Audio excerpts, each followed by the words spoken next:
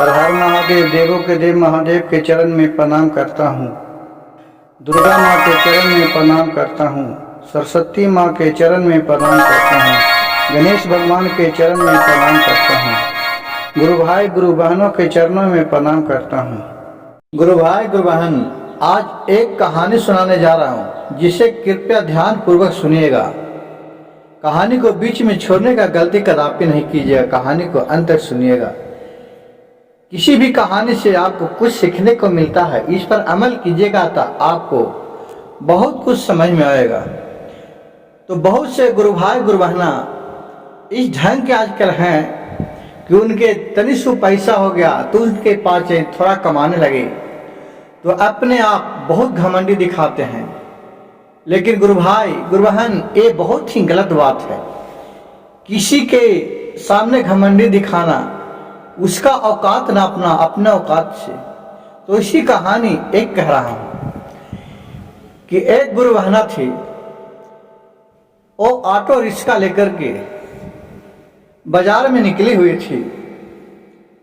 बैठी थी कि कोई आएगा सवारी तो बैठ जाएगा। वहां बैठे थे, वहां दो गुरु भाई आए। वो बोले कि बहन, तुम चलेगी, मार्केट चलना है? कहें कि हाँ भैया चलेंगे। तो कितना किराया लेगी? तो जो किराया था कहा कि दोनों के 50 रुपये लगेगा। कहे कि ठीक है। वो दोनों जो गुरु भाई थे, वो दोनों आईफोन ले लेते थे। तो एक पूछी लड़की गुरु बहना थी जे कि भैया, ये आईफोन जो आप ले ले हैं वो कितने का है? तो बोला है कि क्यों आप पूछ रहे हैं इसके बारे में? बोला कि जो मेरा भाई है पढ़ रहा है, वो बोल रहा है कि हम दीदी आईफोन लेंगे, ये 3 कैमरा वाला, 4 कैमरा वाला, 3 कैमरा वाला आज मोबाइल आ गया है, 3 कैमरा वाला। तो वो कहा कि आपको मालूम है कि इसका कितना कीमत है? तो बोला कि क्या कीमत है? तो इसका 1.5 लाख रुपया कीमत है। तुम्हें मालूम है तुम क्या ख्वाब देख रही है? एक ऑटो चलाने वाले रिक्शा और 1.5 लाख के बात करती है। कितना तुम कमा लेती होगे प्रतिदिन? कहते तो लड़की ने बोली कि भैया, इसके बारे में पैसा के तो कोई टेंशन नहीं है। वो भाई हमसे जिद कर ले है कि नहीं, मैं जब लूंगा तो आईफोन लूंगा। तो बोला कि जाओ 10-1500 में कोई प्रीपेड वाला मोबाइल मिलेगा, उसमें ऑडियो वीडियो भी होगा, उसे लेकर के दे दो। ये तुम रहते हैं ऑटो चलाने वाली और ख्वाब देख रहा है कि लाखों रुपए के मोबाइल लेके घूमेंगे। उसको ऊपर दोनों मतलब हंसने लगे। तो लड़की बोली कि भैया, लड़की से बोली ओ दोनों लड़के, ये तो बताओ कि तुम ऑटो रिक्शा में कितना कमा रहे हो? ये तुम ख्वाब देख रहे हो क्या? तुम्हारे भाई कहाँ पढ़ते हैं? कहा कि भाई, ये मेरे भाई पढ़ते हैं एक इंग्लिश मीडियम में। तो तुम्हारे भाई के कितना देता होगा फीस? अरे इंग्लिश मीडियम में क्या, तुम्हारा भाई तो सरकारी स्कूल में पढ़ता होगा। कहा कि नहीं भैया, मेरा भाई इंग्लिश मीडियम में पढ़ता है, उसका फीस है 5000 रुपया प्रति महीना का। इतना सुनकर वो दोनों चौंक गए।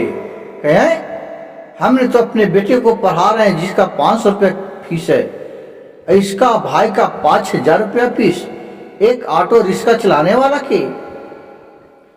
बोला कि ठीक है, तो तुम्हारा भाई कौन स्कूल में पढ़ता है? स्कूल का नाम बताओ। बोला भाई, मेरे भाई दिल्ली पब्लिक स्कूल में पढ़ती है।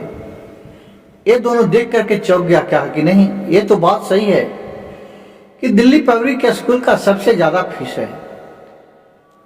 फिर कहा, ये तो बताओ कि तुम इस ऑटो रिक्शा से तू कितना कमा रहती है जो तुम्हारा अपने भाई को इतना महंगा स्कूल में पढ़ा रही है? तुम कोई इन्हें भाड़ा वाड़ा पर चलने वाले लड़की तो नहीं है? कहा कि भैया ये सब बात नहीं बोलिए, आपका बिजनेस अपने जगह पर है।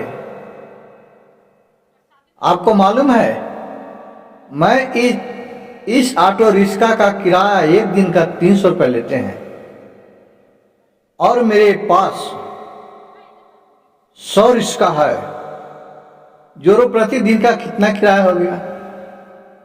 तो कैलकुलेटर करके बताया कि एक दिन का एक रिक्शा का 300, तो 100 रिक्शा के 30,000 रुपया हो गया।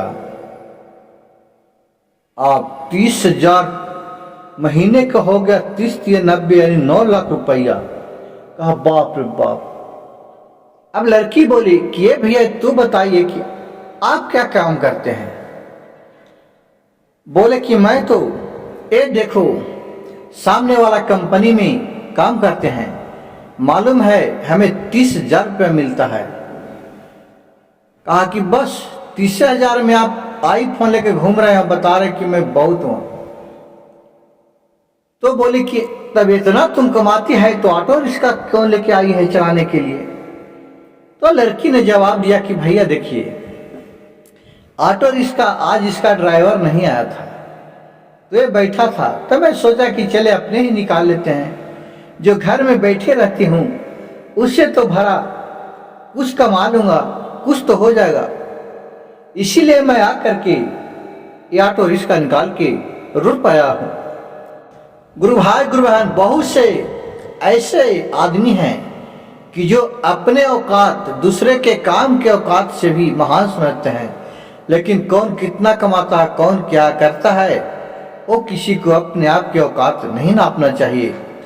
भोलेनाथ इनको कब बना देते हैं किसी को जो भिखारी भी है, जो भी आज करोड़ों में बात करता है, उसको करोड़ों में संपत्ति है, लेकिन उसका वह पेशा है, भीख मांगना उसका पेशा। इसीलिए उसका बिजनेस थी कि वो बिजनेसमैन थी। तो देखा कि चलो मान लिया जाए कि हम 100 रुपया काहे के बैठल हूँ, चलो 100 रुपया तो आ जाएगा। ये देख करके वो दोनों चौंक गया। फिर बोला कि ठीक है बहन, हमसे जो हुआ जो क्षमा कर दो, गलती कर दो। कहा कि नहीं भैया, क्षमा करने गलती करने का तो बात अलग है, लेकिन बहुत से आज ऐसा देखने को मिलते हैं कि अपने थोड़ा पैसा कमाने लगे, थोड़ा पैसा हो गया तो अपने आप दूसरे का औकात नापते हैं कि दूसरे का औकात ही क्या हो गया। भोलेनाथ कब किसको कहाँ पहुंचाते हैं जिसका कोई नहीं जानता है। रात भर में भी वो लाखपति बना सकते हैं, रात भर में ही खाकपति बना सकते हैं, क्योंकि उन्हीं का लीला अगम अपार है।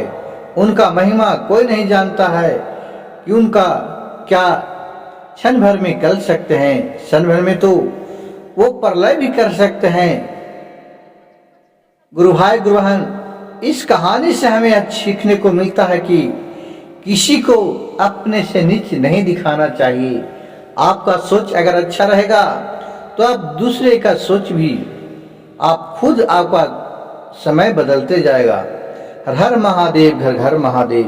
अगर मेरी ये वीडियो अच्छा लगे तो गुरु भाई गुरु बहन इस कथा कहानी को और लोगों के पास शेयर कीजिए, जिससे कि उसको भी सत्य बुद्धि सीखने का मौका मिले। और मेरे वीडियो को एक लाइक जरूर कर दीजिएगा और शेयर। हर हर महादेव, घर घर महादेव।